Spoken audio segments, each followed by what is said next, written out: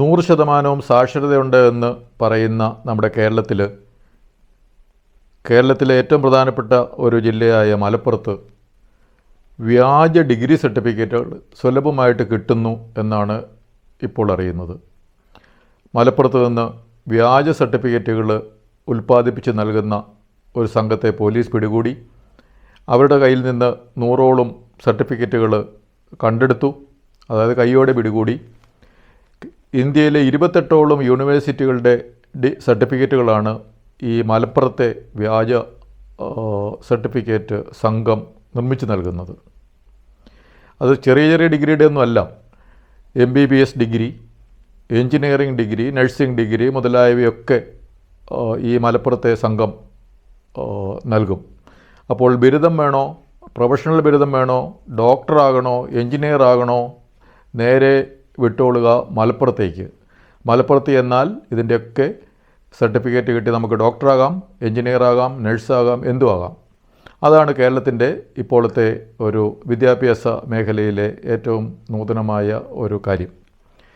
അപ്പോൾ ഇപ്പോൾ കണ്ടെടുത്തത് കുറച്ച് സർട്ടിഫിക്കറ്റേ ഉള്ളെങ്കിലും ഒരു സമയത്ത് അത്രേ കാണത്തുള്ളൂ. പക്ഷേ ഇവർ ഇതിനകം തന്നെ 10 ലക്ഷത്തോളം സർട്ടിഫിക്കറ്റുകൾ പലർക്കായിട്ട് നൽകി കഴിഞ്ഞു എന്നുള്ളതാണ് ഏറ്റവും വലിയ കാര്യം. അപ്പോൾ 10 ലക്ഷം സർട്ടിഫിക്കറ്റുകൾ കുറേ കാലമായിട്ട് നൽകുകയാണല്ലോ. അപ്പോൾ കേരളത്തിൽ ശ്രീ പിണറായി വിജയൻ്റെ നേതൃത്വത്തിലുള്ള പോലീസിൽ ഇൻ്റലിജൻസ് എന്ന് പറയുന്ന ഒരു വിഭാഗമുണ്ട്. അതിന് വളരെ സീനിയറായിട്ടുള്ള ഒരു ADGP ലെവലിലുള്ള ഒരു IPS ഓഫീസർ അതിന് നേതൃത്വം നൽകുന്നു. കേരളത്തിലെ എല്ലാ ജില്ലകളിലും, എല്ലാ പോലീസ് സ്റ്റേഷനുകളിലും, ലിമിറ്റുകളും, എല്ലാ പ്രദേശത്തും എന്ത് നടക്കുന്നു എന്നുള്ളതിനെപ്പറ്റി വിവരങ്ങൾ ശേഖരിച്ച് മുഖ്യമന്ത്രിക്ക് നൽകുക എന്നുള്ളതാണ് ഈ ഇൻ്റലിജൻസിൻ്റെ പണി. വേറെ ഒരു പണിയും അവർക്കില്ല.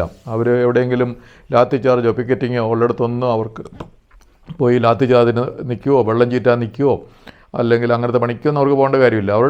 അവരുടെ പണി ഇൻ്റലിജൻസ് കളക്ഷൻ മാത്രം.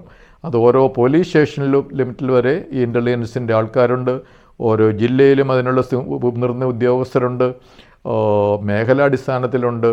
അപ്പോൾ ഇവർ കേരളത്തിലൊരു പണിയും ചെയ്യുന്നില്ലേ? അത് മുഖ്യമന്ത്രി ഈ പറഞ്ഞ ഇൻ്റലിജൻസ് വിഭാഗത്തെ മുഖ്യമന്ത്രിയുടെ വേറെ എന്തെങ്കിലും പണി ചെയ്യിക്കാനാണ് ഏൽപ്പിച്ചിരിക്കുന്നത്? ഇതേപോലെ വ്യാജ സർട്ടിഫിക്കറ്റുകൾ മലപ്പുറത്ത് നിന്ന് ഇത്രയും കാലം 10 ലക്ഷത്തോളം നിർമ്മിച്ച് നൽകിയിട്ടുണ്ടെങ്കിൽ അത് കുറച്ച് കാലമായിട്ട് നടക്കുന്നൊരു കാര്യമാണ്.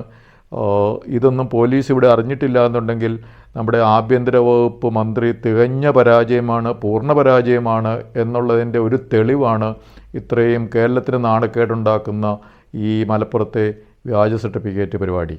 അപ്പോൾ ഇതിൻ്റെ ഒരു കുഴപ്പമെന്ന് പറഞ്ഞു കഴിഞ്ഞാൽ പോലീസ് മന്ത്രി ഇങ്ങനെയാണെന്ന് നമുക്ക് പറയാമെങ്കിലും അദ്ദേഹത്തിന് കഴിവില്ല.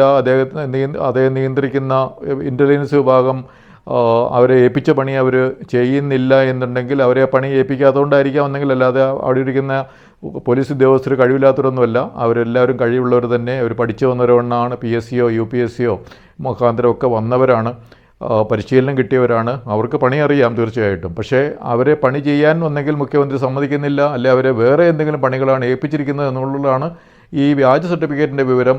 ഇതുവരെ ഒരു നടപടിയും എടുക്കാതെ അടുത്ത കാലത്ത് മാത്രം ഇത്രയും അറിയാമെന്നത്. അല്ലെങ്കിൽ അവർ ഇതറിഞ്ഞിട്ടും അത് നിയന്ത്രിക്കാനുള്ള നടപടികൾ എടുക്കാത്തതുകൊണ്ടുമാകാം.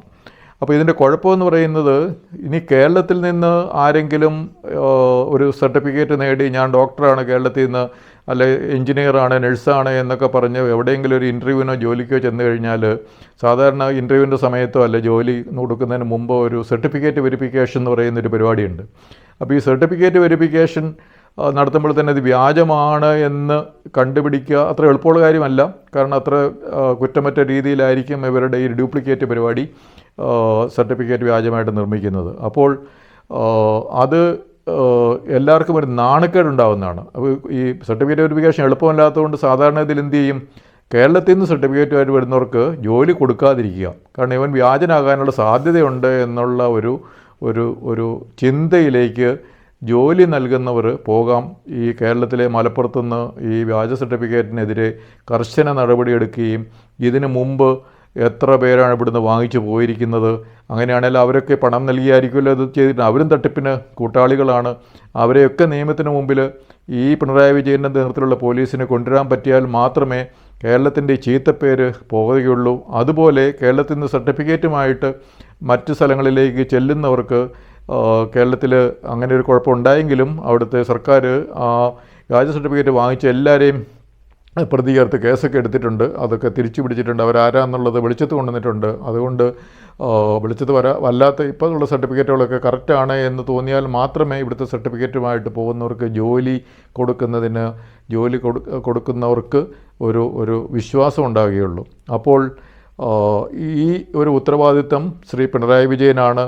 കേരളത്തിൽ നിന്ന് സർട്ടിഫിക്കറ്റ് നേടുന്നവർ കുഴപ്പമില്ലാത്തവരാണ്, വ്യാജ സർട്ടിഫിക്കറ്റ് അല്ല എന്നുള്ളൊരു വിശ്വാസം ലോകത്തെമ്പാടും, കാരണം കേരളത്തിലെ സർട്ടിഫിക്കറ്റുമായിട്ട് ജോലിക്ക് വേണ്ടി പല രാജ്യത്തും പോകുന്നുണ്ടല്ലോ. അതുകൊണ്ട് ലോകത്തെമ്പാടും മലയാളികൾക്ക് ഒരു ജോലി ലഭിക്കുന്നത് കുറവാകുന്ന, സംശയമുണ്ടാക്കുന്ന ആ നടപടിയിൽ നിന്ന് മലയാളികളെ രക്ഷിക്കാനുള്ള ഉത്തരവാദിത്വം ശ്രീ പിണറായി വിജയനുണ്ട്. ഇതുവരെ 10 ലക്ഷമാണെങ്കിൽ 10 ലക്ഷം ആ സർട്ടിഫിക്കറ്റ് വാങ്ങിച്ച് അവരെല്ലാം പൈസ കൊടുത്ത് തട്ടിപ്പ് നടത്തി വ്യാജ സർട്ടിഫിക്കറ്റ് ഉപയോഗിച്ച് ഏതെങ്കിലും സ്ഥാപനങ്ങളിൽ ഡോക്ടറായിട്ടോ എൻജിനീയറിംഗ് ആയിട്ടോ ഒക്കെ ഇരിക്കുന്നുണ്ടെങ്കിൽ അവരെയൊക്കെ പ്രതി ചേർത്ത് കേസെടുത്ത് വെളിച്ചത്ത് കൊണ്ടുവരിക എന്നുള്ള ഉത്തരവാദിത്തമുണ്ട്.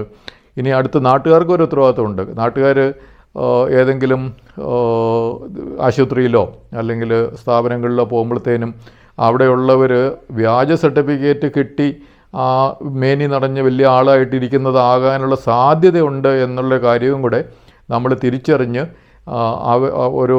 ഏതെങ്കിലും ഒരു ഡോക്ടർ ഒരു കാര്യം പറഞ്ഞു കഴിഞ്ഞാൽ ഒരു സെക്കൻഡ് ഒപ്പീനിയനൊക്കെ എടുത്ത് കാര്യങ്ങൾ തീരുമാനിക്കുന്നതായിരിക്കും നമുക്കധികം പരിക്ക് പറ്റാതിരിക്കുക. അപ്പോൾ കേരളം ഒരു വിഷമവൃത്തത്തിലായിരിക്കുന്ന ഈ മലപ്പുറത്തെ ഈ വ്യാജ സർട്ടിഫിക്കറ്റ് നിർമ്മിച്ച് നൽകുന്ന ഒരു സംഘം പ്രവർത്തിക്കുന്നു.